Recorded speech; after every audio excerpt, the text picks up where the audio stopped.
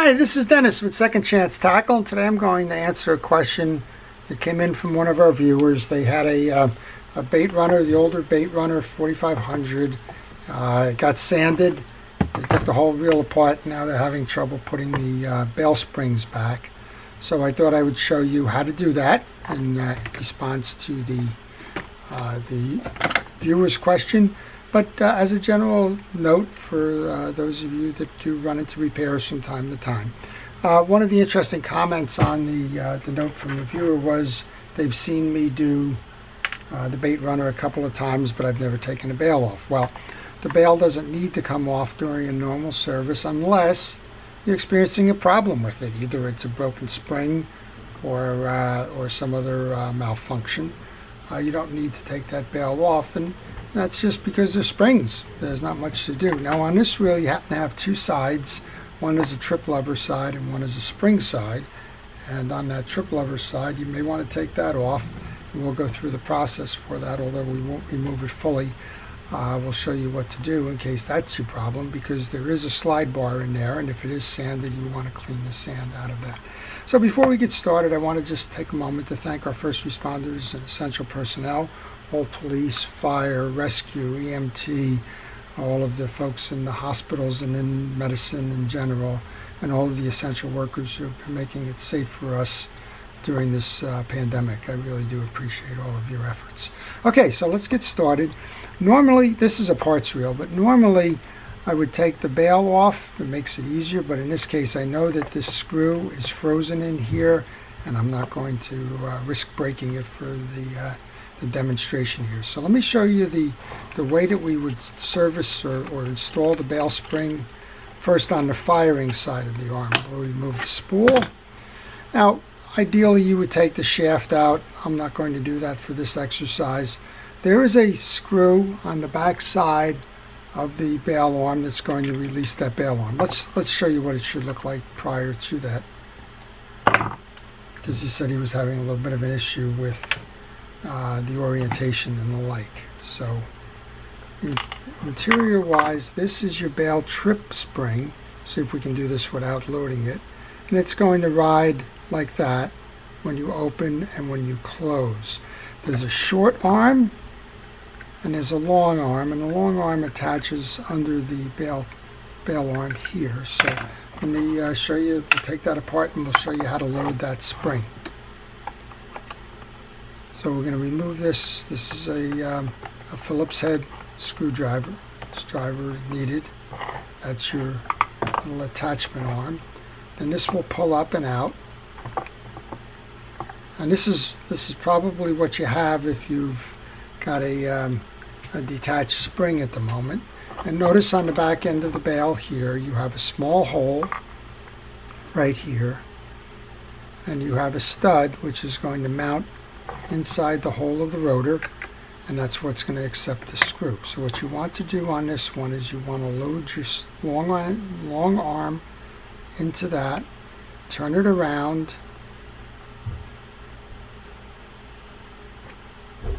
have it off, but turn it around and then locate that hole on the bottom where that short arm nests, just like that. And then all you have to do to set the spring is push that down so that you can load that into the hole, hold it tight, get your screw.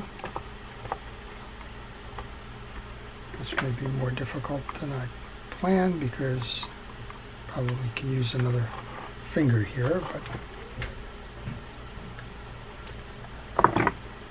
we will work on this.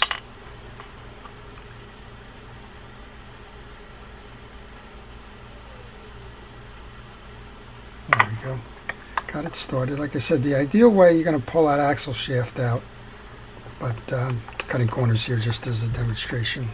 All right, that's it. Now you're back over here, and you'll see that that spring performs just the way it should, and that'll fire just like that. So just as a review, pull the screw out of that side, bring the bail arm up. You probably have it in pieces already. Long arm goes up and goes into the hole on the bail arm. You bring the assembly around so that it can load properly on this side. Short screw, short side of the spring goes above the screw holder in that hole there, and then simply cover it back up on this side, and that bail will function properly. Now we'll go over to the other side. This one, you probably want to take the axle shaft off. Like I said, I'm not going to do that. I'll explain how this thing works and how you load it. But you'll probably want the axle out for this one, because unlike this side, you have a C-clip holding the stud for the other side of the bail.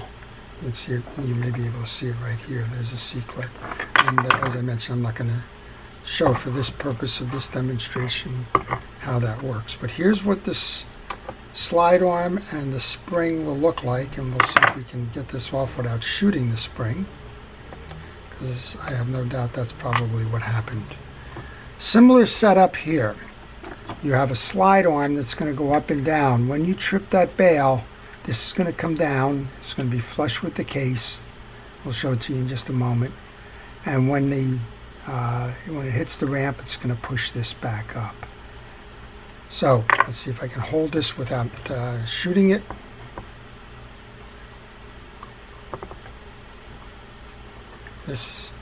Try and keep that in there firm. This is what it looks like. Your trip arm. No, you just shot it. So I just had the pleasure of shooting the spring, so this is probably a good way to re-demonstrate that. So again, you've got this long trailing arm. It's going to be tripped by this cam here. So you want to pull that C-clip out, pull this out, lay this trip arm in, and then you'll see that there's a little tag connector up here that goes. One is a long arm and one is a short, same as what was happening on the last one.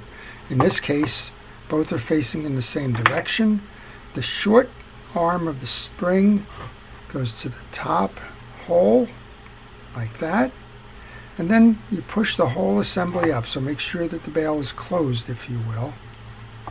Push the whole assembly up until you get to the point where you have reasonable closeness between this tag and that hole.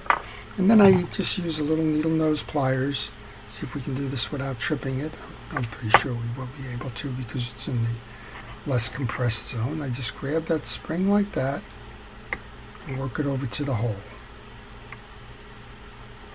And that's how it's properly mounted. Now, don't do what I just did and show you flipping it, because that'll put the tension on the spring. It's only being held in by those two little holes, and the end result is going to be some search and rescue time to go find it.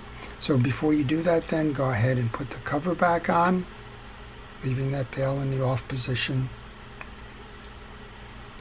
Then close it up with the screw. So if you enjoy this type of a video, if you like to see the art of reel repair, if you want to learn more a little bit about reels, maybe you have a bail that's broken and you're just kind of trying to figure that out, well, I would ask you to subscribe. And if you do subscribe, please hit the notification button, because that'll tell you when I'm posting my videos, and that'll give you a chance to see the videos that I'm posting. I do all kinds of things, including answer viewer questions like we're doing right now, and that'll help you to learn a little bit more about the manufacturers and their reels. This one happens to be a spinning reel. I work on all kinds of reels. This is saltwater. I work on saltwater, freshwater. I work on spinning reels. In this case, it's a bait caster. As I mentioned, this one's got its problems that we're going to work through. Should be able to trip it though.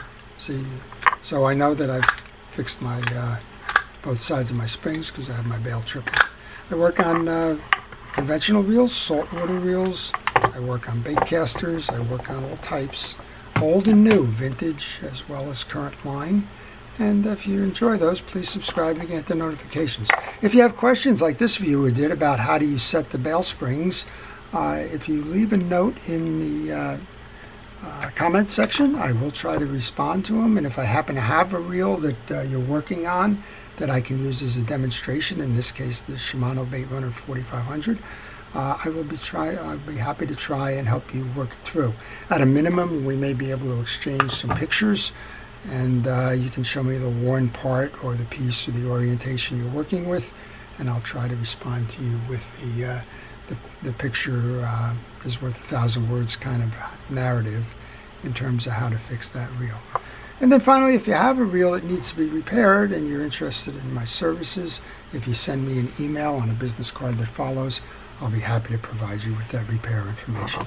So this is Dennis with Second Chance Tackle, showing you how to set the bail springs on an older Shimano 4500 Baitrunner, and I hope you've enjoyed that.